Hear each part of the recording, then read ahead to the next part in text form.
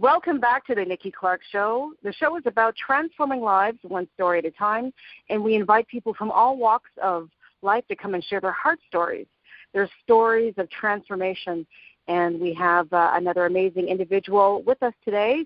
Scott Madore is the host of the self-improvement and relationship show called It's Complicated on Saga 960 AM here in Toronto, Ontario. So please welcome Scott Madore. How are you doing today, Scott? Wonderful, Nikki. Thank you for the nice introduction. Appreciate it.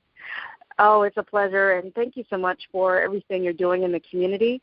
I know we've got some synergy, and we've had some similar paths, but I wanted to, give this opportunity for people to get to know you a little bit better. So can you tell us a little bit about your background leading up to where you are today? Absolutely, Nikki. So basically, I think it can be a life lesson for a lot of people in my journey because working, most people feel stuck in their 9-to-5 career. That's a really general consensus across the board. A lot of people can relate to.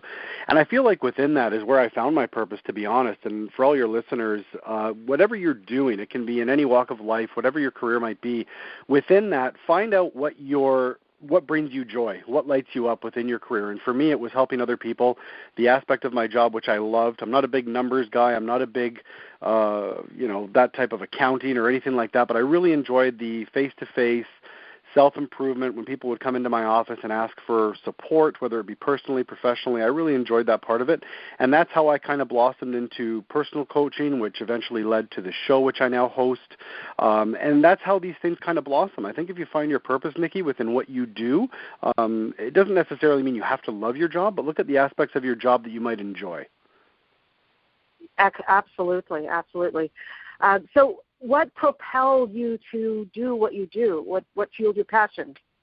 Well, at a very young age, people would always come to me, even since high school, for advice and what should I do, and I kind of learned on the fly just how to, not so much, I guess read people is kind of a layman term for it, but how to kind of distinguish between the good, the bad, the tactics, what people would kind of, is this person really my friend, at a really young age, and see based on people's behaviors. And I would always kind of guide people in the direction of, actions above words type things. So people can tell you anything, Nikki, whether it's dating, I love you so much, and you're the most amazing woman or man, and then they treat you completely differently.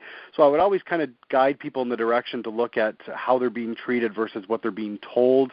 And from there, it kind of blossomed into, hey, you should really look into this as a career, and, baby steps, which kind of led me along, to be honest. That's kind of how it blossomed, to tell you the truth. Excellent. And, who have you been able to reach in terms of helping them get unstuck in those areas?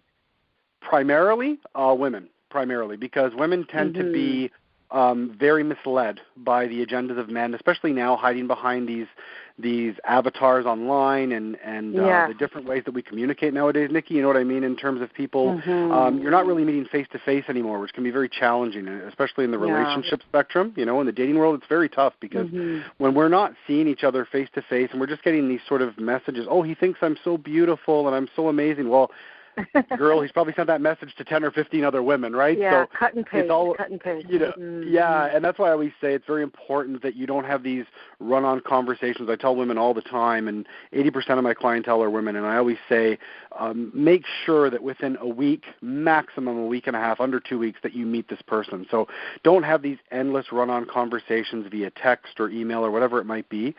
Make sure you meet the person face-to-face because they could be having that same conversation with several other people, and you don't really know what their agendas are. Exactly. Yeah. Even when you do date them, you don't really know what the agendas are. It could happen in weeks or it could happen in years after you've invested all the time in this relationship. So that's right, Nick. So what would you suggest, though, to kind of safeguard, yourself to, I guess, dating predators? Scott, could you give us maybe like top 3 ways to kind of keep feelers open for people who may not have pure intentions when they're dating? Oh, absolutely, Nikki. I did an entire show on this, actually. And one of the chief things that I mentioned at the top was, and I think this is pretty well known across the board, but I'm going to say it anyway, and that's meeting in a public place. Today, there's been some horrible things that have even happened here locally with that poor young woman that was murdered a few years ago by a normal, good-looking guy. He didn't look like a creep. He was very well dressed. but you never know what's going on inside of people's heads. So the thing, especially with mental health where it is and all the discussions surrounding that, you never know what people are dealing with personally. People can have a lot of trauma.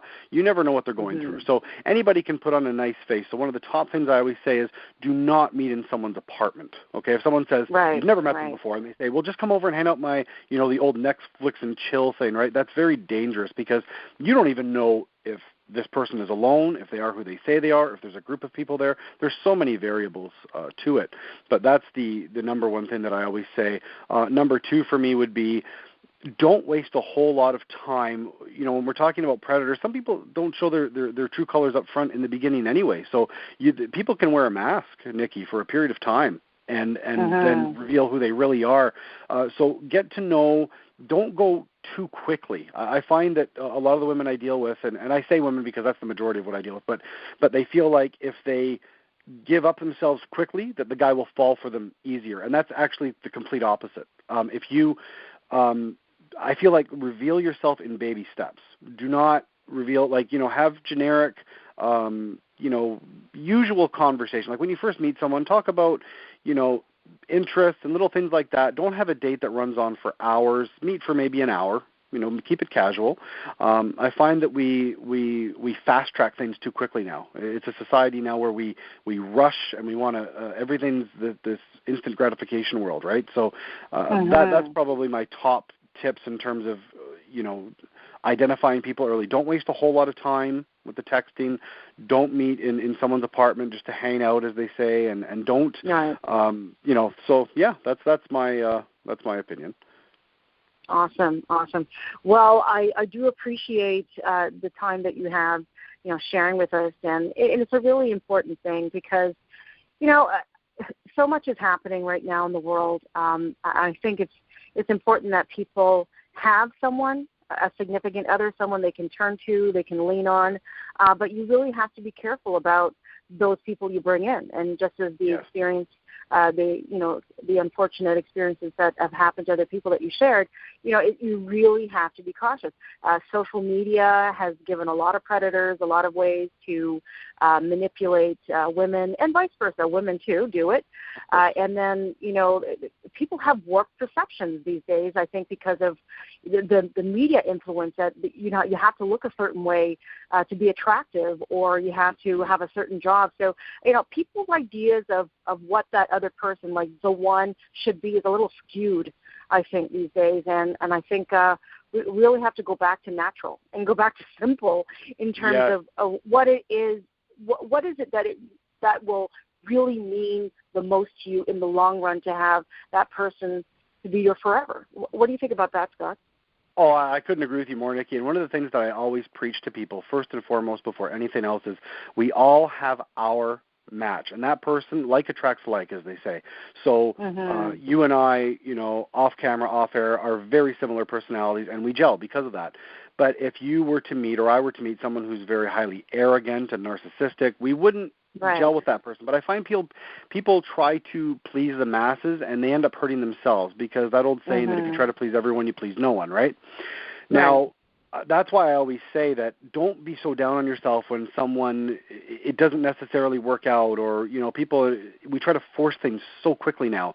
Oh, this relationship, I'll never find someone, and I'm doomed for the rest of my life because a particular scenario didn't work out. Well, God puts you in these places for lessons, and you learn from these mistakes, and that's the purpose of it, essentially, is to not make that same mistake again and again and again. So that's why I think that we go through these situations in life. It's very rare. I mean, it does happen, but people marry their high school sweetheart, different things like that. But I feel like life is a process, and I feel like from a young age, you take these lessons and you apply them. And the big failure, the only failure really, is if you make the same mistake again and again, and then it doesn't become a mistake anymore. It becomes a bad habit.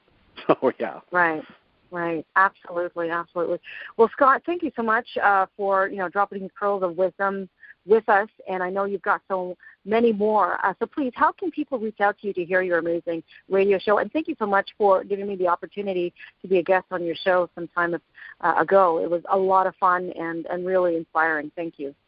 Oh my goodness, Nikki, the pleasure was all mine. You were a fabulous guest, and people can hear me anytime, every Wednesday from 8 to 9 o'clock on 960 AM on the radio. It's Mississauga. It's a local station, but it's broadcast all the way out to, I believe, as far as Windsor and out to the other direction toward Ottawa, so it's a very widespread range. So also on Facebook at Mr. Dating Coach. That's an old site that I've got still going that I still choose to help people with in the dating realm, because a lot of people struggle there, as we just spoke about earlier. Yeah, and every Wednesday from 8 to 9. Excellent. Scott Madore, host of It's Complicated on 960 AM. Please reach out to him. Listen to his show, reach out to him on social media. He's got a wonderful wealth of wisdom for you. So, Scott, thank you again for your time. I always appreciate our talks and hope we can connect again very soon when we're on the other side. I appreciate it very much, Nikki. Thank you. The pleasure's all mine. All right. Have a wonderful day. You've been listening to the Nikki Clarke Show with our very special guest, Scott Madore, host of It's Complicated 960 AM. Stay strong, stay safe, and stay positive. Bye for now.